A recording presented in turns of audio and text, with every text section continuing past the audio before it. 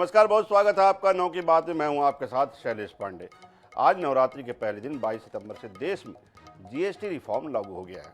अब देश में सिर्फ 2 स्लैब में जीएसटी रहेगा, 5% और 18%। सरकार ने टैक्स सिस्टम को आसान बनाने के लिए कदम उठाया। इसके लागू होते ही दूध, दवाई और खाने के सामान, मिठाई, रोजमर्रा के कई अन्य उत्पाद सस्ते हो जाएंगे। खास बात यह है कि जरूरी दवाओं पर जीएसटी पूरी तरह खत्म कर 0% कर दिया गया है। इससे आम जनता को किराने बिल, डेयरी उत्पाद, घरेलू उपकरण की कीमतों में राहत मिलेगी। टीवी, एसी, कार, बाइक जैसे बड़े सामानों पर भी टैक्स कम हुआ है। सरकार ने इसे टैक्स सिस्टम को आसान और किफ़ायती बनाने के लिए लागू किया है।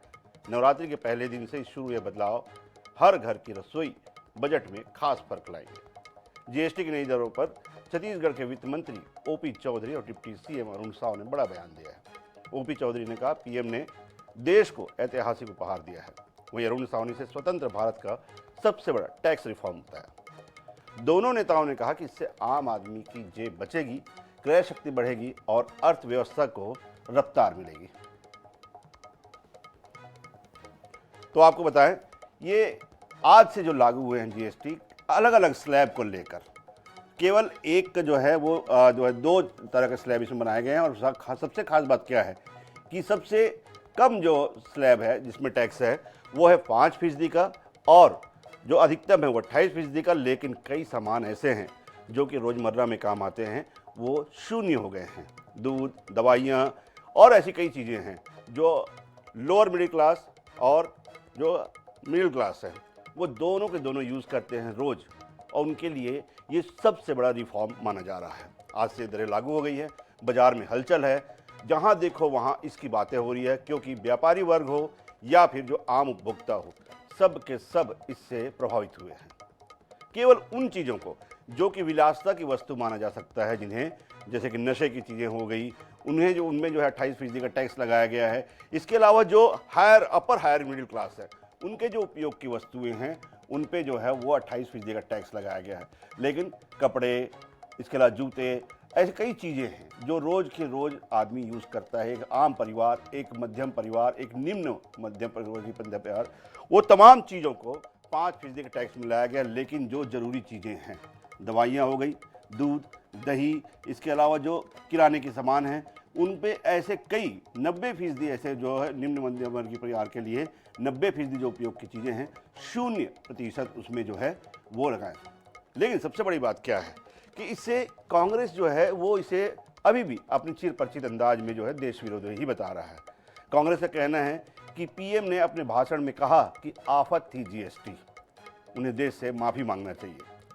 स्वदेशी और नई दरों का जो तमाम जो चीज़ें हैं उसको लेकर व्यापारी एक तरफ पीएम को धन्यवाद देने की बात कर रहे हैं, लेकिन कांग्रेस अपना फर्ज निभा रही है विपक्षी पार्टी होने का। अब देखिए, जो सामान सस्ती हुई, जीवन रक्षक दवाएं हैं, स्टेशनरी के सामान हैं, पनीर है, छेना है, ब्रेड है, इंश्योरेंस, लाइफ इंश्योरेंस जो पॉलिसी है, उनमें किसी तरह का जीएसटी लागू नहीं होगा। किसानों को जो है वो जीएसटी से बड़ा लाभ हुआ है। ट्रैक्टर खरीदने में 65,000 तक की राहत मिलेगी। वाहनों की बुकिंग बढ़ गई है।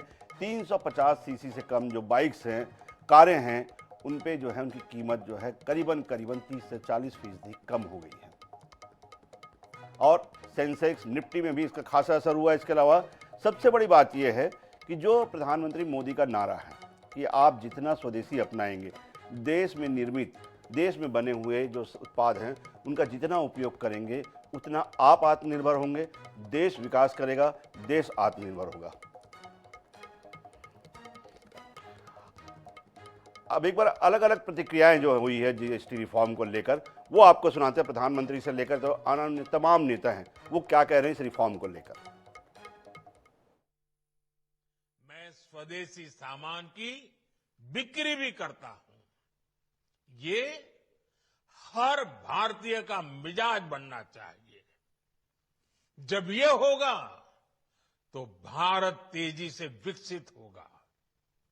मेरा आज सभी राज्य सरकारों से भी आग्रह है, आत्मनिर्भर भारत के इस अभियान के साथ, स्वदेशी के इस अभियान के साथ अपने राज्यों में मैन्युफैक्चरिंग को जुड़े निवेश के लिए माहौल बढ़ाएं, जब केंद्र और राज्य मिलकर आगे बढ़ेंगे तो आत्मनिर्भर भारत का सपना पूरा होगा। जीएसटी बचत उत्सव आज से प्रारंभ हो रहा है।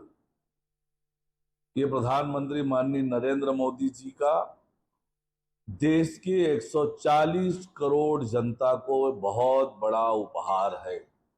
इससे न केवल विद्यार्थियों को, युवाओं को, महिलाओं को, किसानों को, छोटे व्यापारियों को, यानी देश के पूरे 140 करोड़ जनता को लाभ होने वाला है। ये 4 स्लैब में जो जीएसटी लगता था 5, 12, 18 और 28% पर, अब वो 2 स्लैब में आ गया है 5 और 18% पर। 12 वाले सारे 5 पर आ गए और 28 वाले सारे 18 पर आ गए। 90% जो कमोडिटीज हैं या सर्विसेज हैं वो 2 स्लैब पर ही आ गए।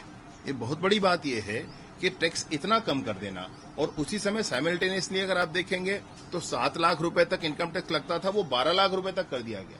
क्या परिवर्तन हो गया भाई, क्या चमत्कार हो गया। उसके पैरेलली आप देखेंगे तो देश में इंफ्रास्ट्रक्चर डेवलपमेंट के बहुत सारे काम चल रहे हैं, इतने कभी चले नहीं। आज से जीएसटी उत्सव 22 तारीख से प्रारंभ हो रहा है। जीएसटी 2.0 के रिफॉर्म के माध्यम से आदरणीय प्रधानमंत्री नरेंद्र मोदी जी ने, निर्मला सीतारमण जी ने देश के 140 करोड़ जनता को एक ऐतिहासिक उपहार दिया है।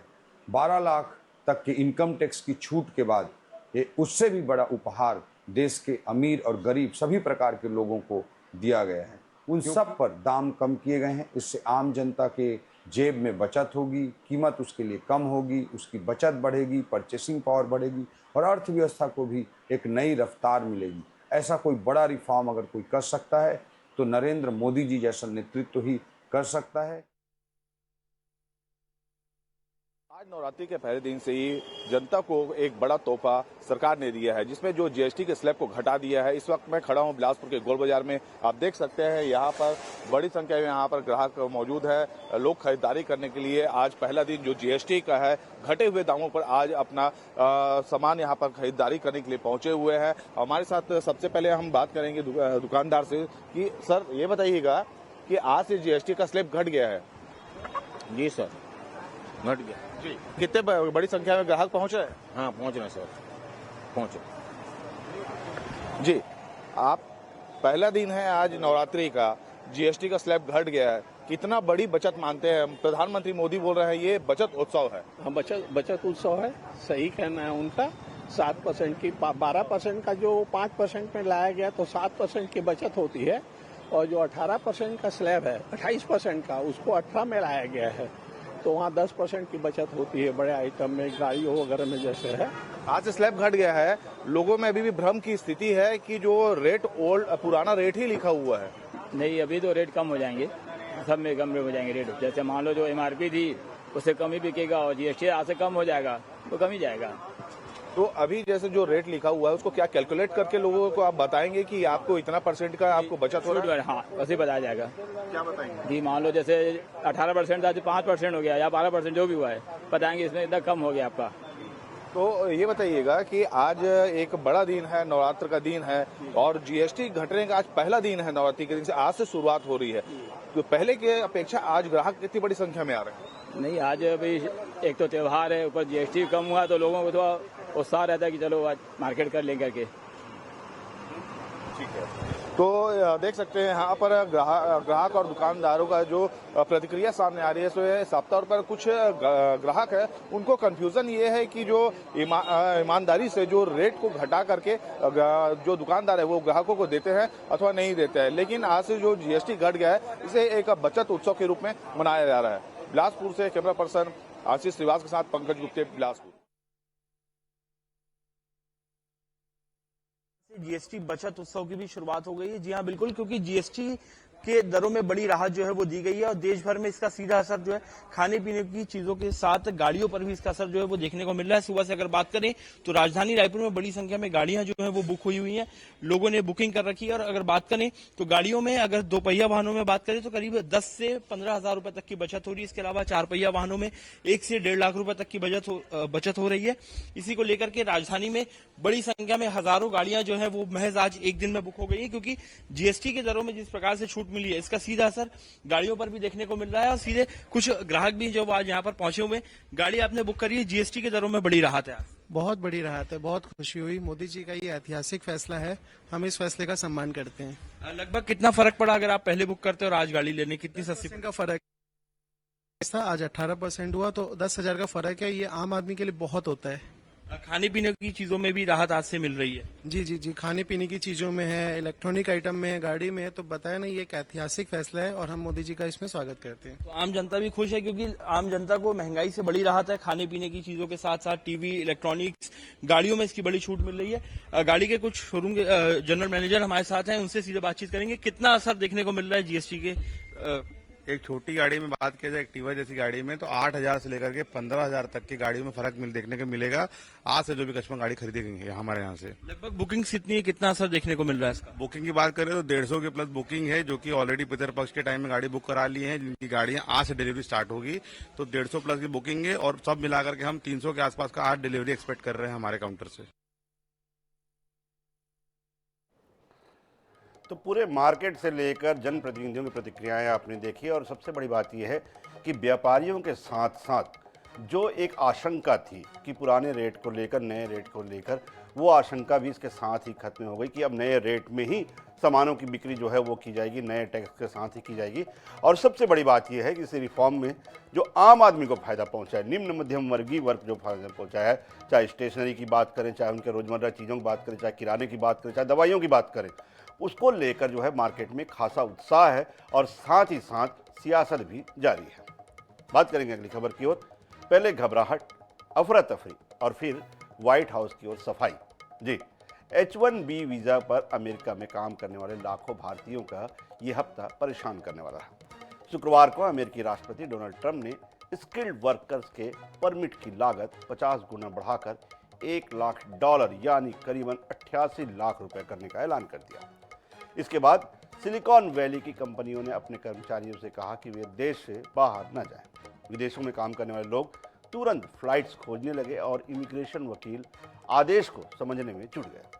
शनिवार आते आते व्हाइट हाउस ने माहौल शांत करने की कोशिश की और साफ किया कि यह फीस सिर्फ नए आवेदकों पर लागू होगी, एक बार ही देनी होगी।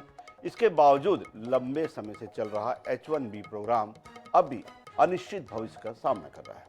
ये वही प्रोग्राम है जिसकी आलोचना कभी अमेरिकी कर्मचारियों को नुकसान पहुंचाने के लिए हुई, तो कभी इसे दुनिया से टैलेंट लाने के लिए सराहा गया था। अब H-1B वीज़ा के लिए जो किस तरह का ये वीज़ा काम करता है, इससे फ़ायदे और नुकसान क्या हैं, इसके जो है वो शुल्क बढ़ने से, ये आपको हम बहुत संक्षेप में समझाने की कोशिश करते हैं। देखिए, सबसे पहली बात, महंगा कितना होगा अगर 50% जो है उसके दाम अगर बढ़ाए जाते हैं तो वो कितना $1 और रुपये के मुकाबले में हो जाएगा। 21 सितंबर से H-1B वीज़ा के लिए आवेदन की फ़ीस 88 लाख रुपए हो गई है, यानी कि जो है वो अगर वहाँ पे हम बात करें तो $100 से लेकर 88 लाख रुपए, $1 लाख का 88 लाख रुपए हो चुका है जिस तरह से। इसके अलावा इसकी फ़ीस करीबन 1 से 6 लाख रुपए थी और वो 50% जिस तरह से टैरिफ 50% लाया गया उसी आसले में। और सबसे ज़्यादा इसका असर जो पड़ेगा वो भारत पर, क्योंकि जो वहाँ पर जो जाते हैं मजदूर, ठेकेदार, इसके अलावा जो स्किल्ड जो वर्कर हैं, उनकी संख्या सबसे ज़्यादा जो है वो भारतीयों की होती है, इसलिए सबसे ज़्यादा भारतीयों पर इसका असर होगा। लेकिन इसके बाद जब ये खलबली मची तो अमेरिकी प्रशासन ने ये साफ किया कि ये हर साल बढ़ने वाली फीस नहीं है, बल्कि केवल एक बार लागू होगी और वो भी नए वीज़ा जो अप्लाई करते हैं उनके ऊपर बढ़ेगी। कर्मचारियों को नहीं, नियोक्ता जो उनके एम्प्लॉयर होंगे उनको अदा करना होगा, ये सबसे बड़ी बात है। लेकिन अब इससे नुकसान समझिए, हर साल हजारों की संख्या में जो ठेकेदार हैं वो 6 महीने की अवधि के लिए, साल भर की अवधि के लिए वहाँ स्किल्ड वर्कर्स ले जाते हैं एक मुश्त जो है पेमेंट करके। उसमें जो है वो अब हद से ज़्यादा जो है वो भारतीयों को नुकसान हो रहा है। 2024 में ये जो है 2,07,000 हो गए थे, बताइए, वीज़ा लेने वाले जो कि अमेरिका गए थे। हर साल करीबन 50,000 करोड़ का नुकसान होगा बड़ी कंपनियों को अगर अमेरिका की इस नीति का पालन करते हैं। तो आप समझ सकते हैं देश के आईटी और टेक्निकल जो कंपनियां हैं उनको हर साल हजारों कर्मचारियों को भेजती है, उन्हें करोड़ों में ये फीस भरनी पड़ेगी H-1B वीज़ा के लिए। अब वीज़ा के बारे में आपको बताएं, ये कार्यक्रम कंपनियों को उच्च कौशल पर पदों पर विदेशी कर्मचारियों को नियुक्त करने की अनुमति देता है जिन्हें अमेरिकी नागरिकों या स्थायी निवासियों द्वारा आसानी से नहीं भरा जा सकता।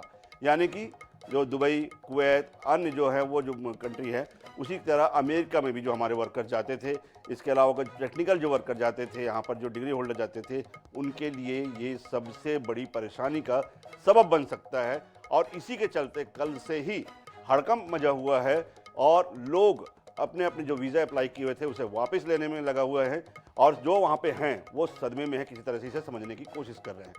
अब आप देखिए, H-1B जो है वो यहाँ के लिए उम्मीदों का एक बड़ा माध्यम था क्योंकि टैलेंटेड लोग वहाँ पर अपना टैलेंट का जो है वो दाम खोजते थे, उस हिसाब से काम खोजते थे।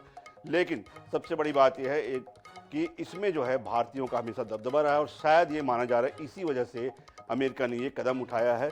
जो वर्तमान हालात भारत और अमेरिका के बीच में कूटनीतिक संबंध जो बने हैं उसको लेकर ये कहा जा रहा है कि सबसे ज़्यादा जो है इसी वजह से इसको शुल्क बढ़ाया गया, जिस तरह टैरिफ बढ़ाया गया था। इनको पूरे जो ये कदम हैं ट्रम्प के, उसे भारत और अमेरिका के वर्तमान जो रिश्ते जो इस नाजुक कड़ी में हैं उसको लेकर, उसको जोड़कर देखा जा रहा है कि ये भारतीयों को ही जो है वो हतोत्साहित करने का एक तरह से ये काम है, एक तरह से ये सोच है उनकी। सबसे बड़ी बात देखिए, इसमें 70% ज़्यादा लाभार्थी जो है वो भारत रहा है। मेडिकल ग्रेजुएट्स का जो है बड़ी संख्या वहाँ पे जो है वो जाती है। इसके अलावा कंप्यूटर कैटेगरी में देखिए 80% से ज़्यादा नौकरियां भारतीय नागरिकों को मिली है। भारतीय डॉक्टर अक्सर H-1B वीज़ा पर वहाँ पर जो है वो 6 महीने साल भर की अवधि में रहते हैं, तमाम तरह के अपने जो है असाइनमेंट लेते हैं वहाँ पे। उनके लिए अब ये अगर वो किसी मेडिकल कंपनी के द्वारा जा रहे हैं, संस्था के द्वारा जा रहे हैं, किसी यूनिवर्सिटी के द्वारा जा रहे हैं, उन्हें करोड़ों में ये चार्ज देना होगा। इसके अलावा अगर वो पर्सनली जा रहे हैं असाइनमेंट के थ्रू किसी जो है सर्जिकल उसमें लिए जो ऑपरेशन के लिए, तो उन्हें भी करोड़ों रुपए में ये फीस अदा करनी होगी। और इसलिए शायद अब आपको बताते हैं कि इस पूरे कदम से असर क्या पड़ेगा दोनों ही देशों को लेकर। नई नौकरियों में जो है वो बेहद कमी आ जाएगी। जो अवसर तलाशते हैं टैलेंटेड लोग, उनके लिए ये बड़ा झटका है कि उन्हें यहीं पर रहना पड़ेगा। कर्मचारियों की संख्या में जो है वो अमेरिका में कमी आ जाएगी क्योंकि वहाँ पर इस तरह के जो है वो डिग्री होल्डर नहीं होते हैं। भारतीय कंपनियां बढ़ी हुई वीज़ा लागत अमेरिकी क्लाइंट्स पर डालेंगी जो उन्हें इनवाइट करते हैं, जो ठेके पर लगते हैं। इसके अलावा जो डॉक्टरों की कमी वहाँ पर बढ़ सकती है। कई ऐसे रोग हैं जिनके एक अनुमान ये लगाया जाता है कि हर साल 25,000 डॉक्टर वहाँ पर जाते हैं इस वीज़ा पर, वो जो है वो पूरी तरह से बंद हो जाएंगे। अमेरिकी अर्थव्यवस्था पर, क्योंकि ये कमाई का बहुत बड़ा जरिया है भारत के जरिए। इसके अलावा जो स्किल्ड वर्कर है जो लाखों की संख्या में जाते हैं, वो अब अमेरिका के बजाय दूसरे देशों में जाएंगे। और सबसे बड़ा झटका भारतीय छात्रों को लगेगा, उसमें भी मेडिकल छात्रों को लगेगा, जिनके लिए अमेरिकी यूनिवर्सिटीज़ में हर 4 विदेशी छात्रों में से एक भारतीय है, क्योंकि जो MBBS और उसकी जो फीस है वो वहाँ पर काफ़ी कम है भारत के मुकाबले, और आसान भी है वहाँ पर डिग्री लेना। इसलिए इसका सबसे बड़ा जो है वो असर जो है मेडिकल छात्रों पर होगा। इसके अलावा हर साल अमेरिकी अर्थव्यवस्था में लगभग 86 अरब डॉलर का योगदान, समझ सकते हैं आप कितनी बड़ी संख्या होती है। और टैलेंट लीडर बने रहना जो है, क्योंकि इसी की दम पर, इन्हीं स्किल्ड वर्कर्स के दम पर जो है वो अपने आप को जो है वो अपने आप को एक लीडर मानता है, किंग मानता है। क्योंकि भारतीयों के भरोसे आप भी समझ सकते हैं कि पूरे अगर विश्व में हम देखा जाए टैलेंटेड के नाम पर भारतीयों की मांग कितनी ज़्यादा है, डिमांड कितनी ज़्यादा है। आप समझ सकते हैं दुबई में 80% जो वहाँ पर जो इमारत के काम होते हैं, बिल्डिंग के काम होते हैं, वो भारतीय कारीगरों के द्वारा ही किए जाते हैं। इसी तरह दूसरे देशों में जो लकड़ी के जो होते हैं कारपेंटर जो होते हैं, उनमें 90% जो कारीगर होते हैं वो भारत के होते हैं। तो आप समझ सकते हैं कितना बड़ा असर भारतीय के साथ साथ अमेरिकी बाजार पर भी पड़ेगा, अमेरिका के ऊपर भी पड़ेगा। बढ़ते हैं अगली खबर की ओर। नवरात्र से पहले कवर्धा जिले में 2 समुदायों के बीच तनाव फैल गया है। घटना की जानकारी मिली है, उसके बाद पुलिस की टीम वहां पर पहुंची है। कबीरधाम जिले के कुकदूर थाना क्षेत्र के कामठी गांव की पूरी घटना है। यहां पर नवरात्रि के पंडाल में स्थापना को लेकर 2 समुदाय आमने सामने आ गए। एक पक्ष पंडाल को गोंडवाना समाज के लोगों ने हटाने की कोशिश की। इसके बाद दोनों पक्षों के बीच विवाद शुरू हो गया। धीरे धीरे ये विवाद तनाव में बदल गया और मामले की गंभीरता देखते हुए एसपी खुद वहां पर पहुंचे और उन्होंने साफ तौर पर कहा कि यहां पर दुर्गा प्रतिमा स्थापित होगी। लेकिन पुलिस की कई टीमों को तैनात करने के बावजूद वहां पर बताया जा रहा है जब इस प्रतिमा की स्थापना करने की बात आई तो पुलिस और ग्रामीणों के बीच झड़प हुई। झड़प में एक महिला आरक्षक का हाथ टूट गया जो कि गर्भवती थी। इसके बाद उसे इलाज के लिए अस्पताल में भर्ती कराया गया और साथ ही मौके पर मौजूद एसडीओपी के साथ भी अभद्र व्यवहार वहां के लोगों ने किया। इसके बाद वहां पर पूरी भीड़ को जो विवाद है उसे शांत करने के लिए वहां पर लाठीचार्ज भी किया गया। लेकिन कामठी में भारी पुलिस बल अभी भी तैनात है। प्रशासन ने मंदिर परिसर के गेट में लगाए ताले को खोला है और प्रतिमा स्थापित करवाई है। अब विवाद की मूल वजह जान लेते हैं आपको। सबसे बड़ी बात क्या है? विवाद जो हुआ है वहां पर, ये 3 दिनों का जो विवाद चल रहा था, पूरा विवाद 2 समुदायों के बीच में, एक तरफ हिंदू समुदाय, एक तरफ गोंडवाना समाज। तो आदिवासी समाज पर गोंडवाना समाज अपना हक जताता आया है और ये कहा जाता है कि ये उस समाज के द्वारा ही स्थापित और उसी द्वारा संचालित ये मंदिर है। इसलिए वो दूसरे गांव वालों को, दूसरे धर्म वालों को यहाँ पर जो है आने के लिए राजी नहीं थे। उनका कहना है कि इस मंदिर पर मालिकाना हक वर्षों से हमारा है, प्राचीन मंदिर को लेकर। लेकिन जब दूसरे धर्म के लोगों ने वहाँ पर अपने तरीके से वहाँ पर जब मंदिर प्रतिमा स्थापना करने का प्रयास किया, पंडाल लगाया वहाँ पर, मंडप लगाया वहाँ पर, टेंट लगाया, तो इसी को लेकर गोंडवाना समाज के लोग आक्रोशित हो गए और दोनों पक्षों के बीच जमकर विवाद हुआ। लेकिन सबसे बड़ी बात ये रही, एसपी ने वहाँ पर जाकर सीधे तौर पर समझाइश भी दी। उसके बाद भी धर्मेंद्र सिंह सवाई जो एसपी है उन्होंने सीधे तौर पर और एसडीएम के साथ मिलकर समझाइश दी कि यहाँ पर पारंपरिक जो तरीका है उसके अनुसार ही यहाँ पर मूर्ति स्थापना की जाए। लेकिन ये विवाद अभी सुलझा नहीं है और तनाव की स्थिति बनी हुई है जिस पर प्रशासन और पुलिस की नज़र भी है। तो फिलहाल आज बुलेटिन में खबरों का सिलसिला इतना ही। लेकिन देश प्रदेश की तमाम खबरों और न्यूज़ अपडेट्स के लिए आप बने रहिए INS 24/7 के साथ।